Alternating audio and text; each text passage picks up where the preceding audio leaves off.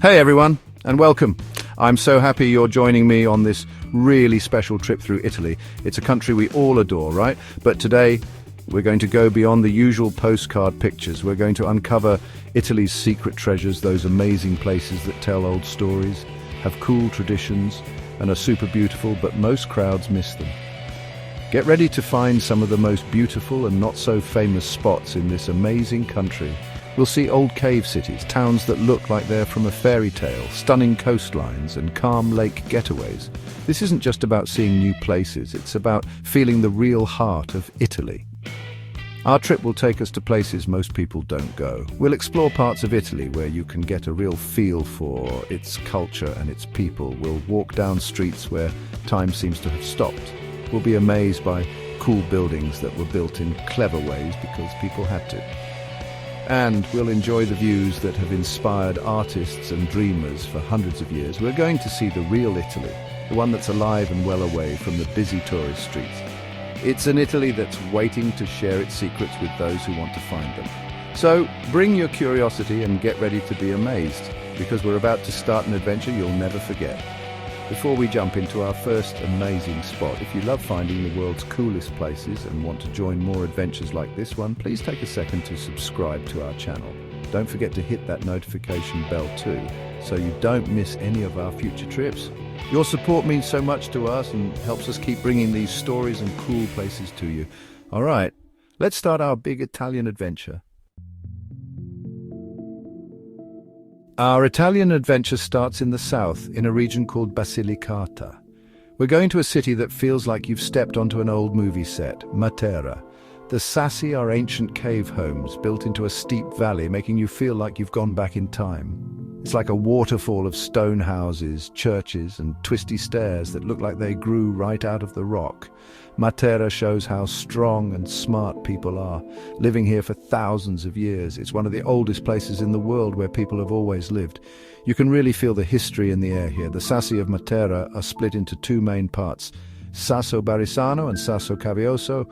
Sasso Barisano is the one that's been fixed up more. Lots of its cave buildings are now cute hotels, restaurants and shops selling handmade things. It shows you how Matera is remembering its past while also looking forward to what's next. As you walk through its maze-like little streets, you'll be amazed at how clever the first people who lived here were. Just think about carving a home out of the soft rock, making a safe place that was also really connected to the land. It makes you think, knowing that families lived, loved and worked inside these same stone walls for so many years. Sasso Cavioso, though, still feels more wild and old. Here it's easier to picture what life was like hundreds of years ago. Many of the caves are still in their old simple state. They really show you how the city started. In Sasso Cavioso, you'll find some of the coolest rock churches. Churches carved right into the stone, with old paintings on the walls that tell stories of faith. These special places hidden in the stone have a really strong feeling. Inside it's cool and not too bright, a nice break from the hot sun. It's a quiet spot to think about the religious history of this special city. For hundreds of years the people of Matera lived in these cave homes, and often they were very poor. Animals and people lived in the same places, and sickness spread easily. About halfway through the 1900s, people said the Sassi were a disgrace to Italy. The government made a lot of the people move to new homes in the newer part of the city. It looked like the Sassi might just be left to fall apart, but Matera's story is about an amazing change. The tough things that made life hard there are now seen as a special part of its culture, a great example of how people can adjust. How Matera came back to life is really inspiring. What used to be a sign of being poor is now a UNESCO World Heritage Site. It was also named the European Capital of Culture in 2019. This honor has made people appreciate it more and fix it up carefully. Today, when you visit Matera, it's like seeing history come alive. You can stay in a cool cave hotel that's been fixed up, eat in a cave restaurant, and visit museums that show what daily life was like for the people in the Sassi long ago. It's a great example of how a town can take back its history and change its story with pride and good ideas. Matera is more than just a place for tourists. It's a strong reminder of how people can keep going, why it's important to save our history, and the lasting beauty you can find in surprising places. Leaving the old stones of Matera, our trip now takes us east to the Puglia region, to a place called the Itria Valley. Here, tucked in between olive trees and grapevines, is a village that looks like it came right out of a fairy tale, Alberobello. This magical town is famous all over the world for its special and fun Trulli houses. These are round white buildings with pointy stone roofs that look like cones. When you first see Alberobello, with all these funny-looking buildings packed together, it's really something special. You won't find anything like it in Italy or anywhere else in the world. It's a place that right away makes you curious and makes you use your imagination. The Trulli aren't just cute old-fashioned buildings. They're a really interesting example of how people built things using local ways because of history and the land around them. These stone huts are built without any cement to hold the stones together. They're made from limestone that was found nearby.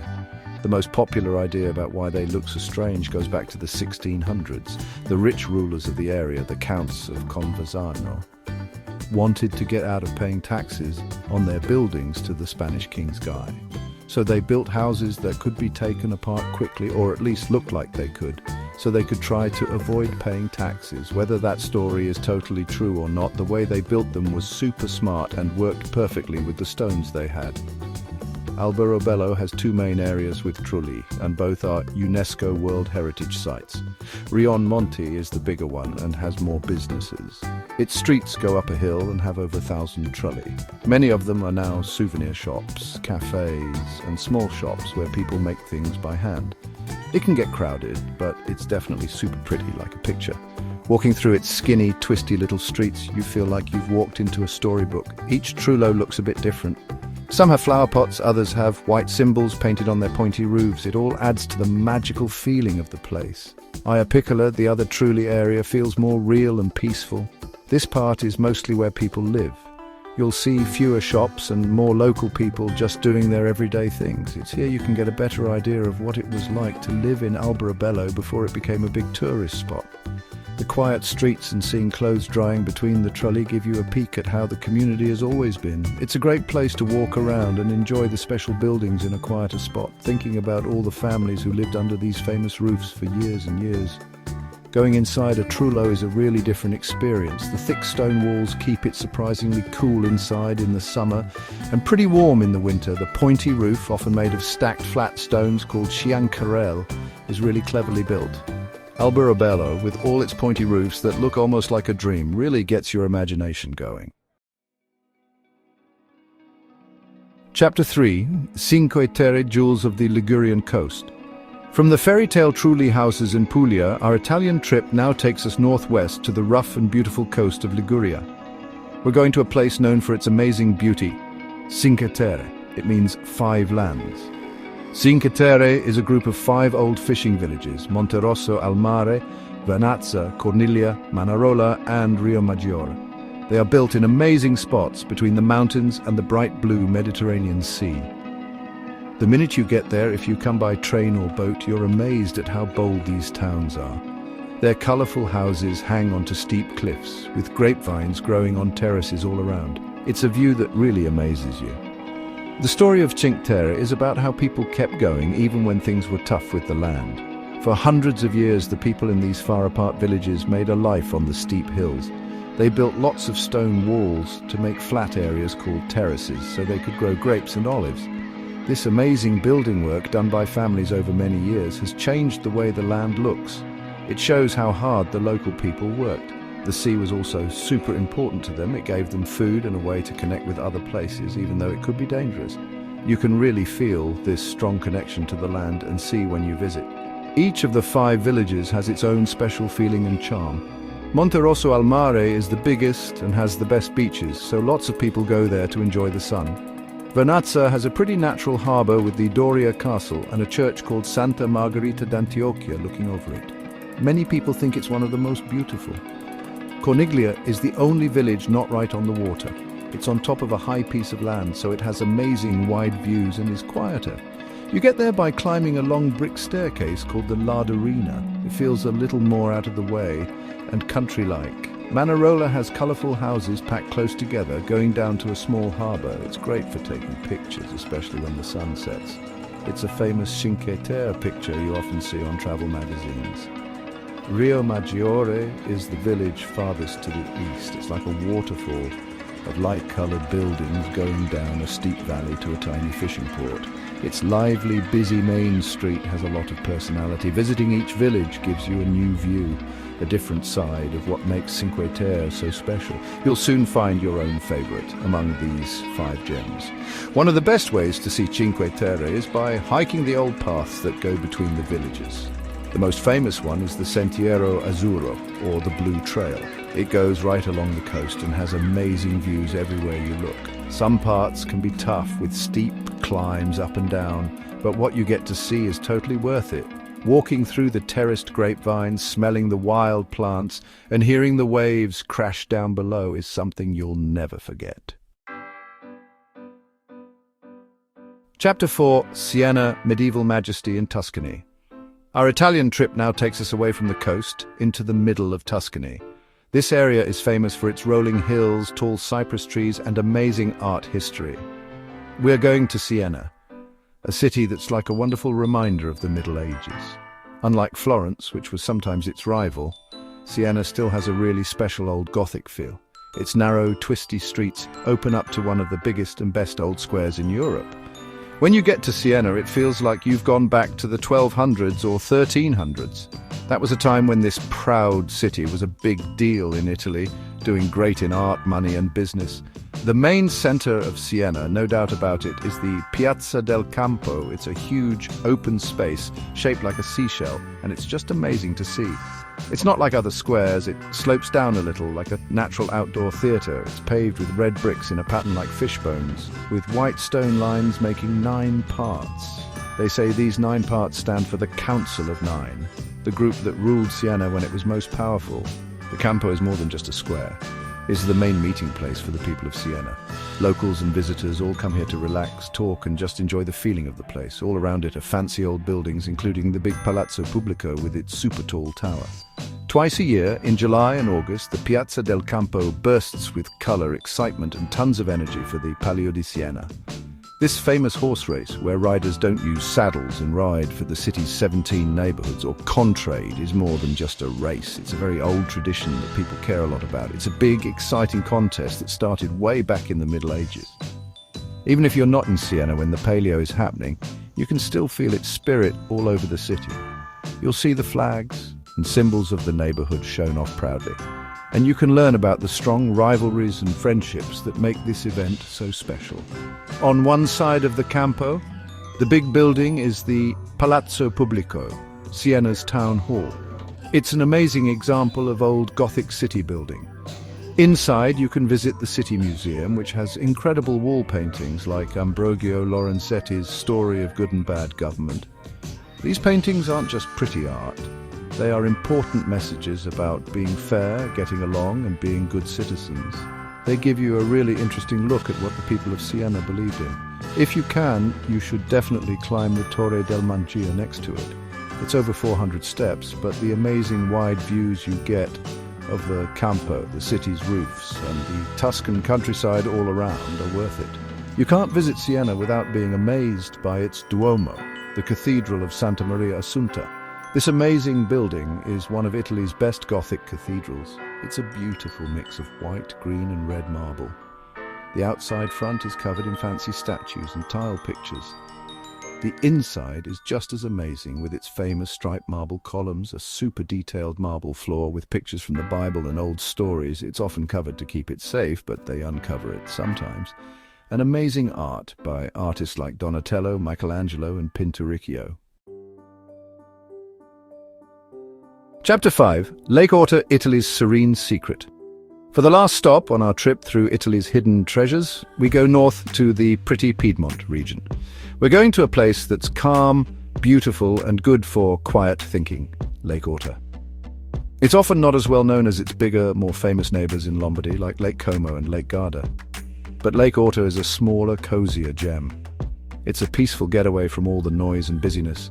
Its calm waters with wooded hills and cute villages around it make for a peaceful and romantic feeling that everyone who finds it loves. This is a place to slow down, take a deep breath and just relax. The main town on the lake, and the real heart of it, is Orta San Giulio.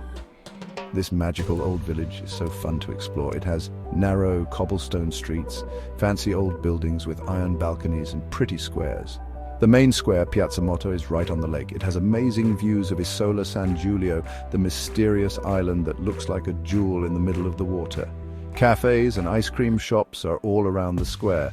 They make you want to sit down, enjoy the relaxed feeling, and watch the little boats take people to and from the island. A quick boat ride from Orta San Giulio takes you to Isola San Giulio. It feels like you're stepping into a different world. The main things on the island are the Basilica di San Giulio, an old church from Roman times, and a big old school for priests that's now a convent for nuns who stay inside. The island has a very spiritual and peaceful feeling. A path called the Way of Silence and Meditation goes all around the island. It has wise sayings in different languages that invite you to think quietly. It's a very, very peaceful place, perfect for a quiet walk to think. Old stories say that the island used to be full of dragons and snakes. Then St. Julius San Giulio came in the 300s, beat the creatures, and started the church. The church itself is full of amazing art. There's a wonderful pulpit from the 1100s made of black marble. It shows scenes from St. Julius's life and detailed special figures. Downstairs in the crypt, they keep the special remains of the saint. The feeling of the island, along with its interesting history and art, makes it a really special and unforgettable part of any trip to Lake Orta. Looking down on Orta San Giulio from the hill is the Sacro Monte di Orta, which is a UNESCO World Heritage Site. This sacred mountain is a special religious place with 20 small chapels. They were built between the late 1500s and late 1700s. Each chapel tells a story from the life of Saint Francis of Assisi. Inside, there are clay statues that look very real in bright wall paintings. And just like that, our trip through Italy's hidden treasures is coming to an end. From the old Sassi of Matera to the fairy tale Trulli of Alberobello, from the amazing cliffs of Cinque Terre to the old-time wonder of Siena, and last to the calm shores of Lake Orta, we've found some really special parts of this incredible country. Thanks for joining us for walking these old streets and enjoying these amazing views with me, even if it was just on screen. I hope this trip has shown you a part of Italy that makes you want to look past the famous spots and find the special stories and things to do in places most people don't go. These hidden gems show us that Italy's beauty and history go on forever and have so many different sides. There's always more to find, more to learn, and more to fall in love with. If you liked this video and our trip to Italy's not-so-famous, amazing places, please give it a thumbs up. It really helps our channel get bigger.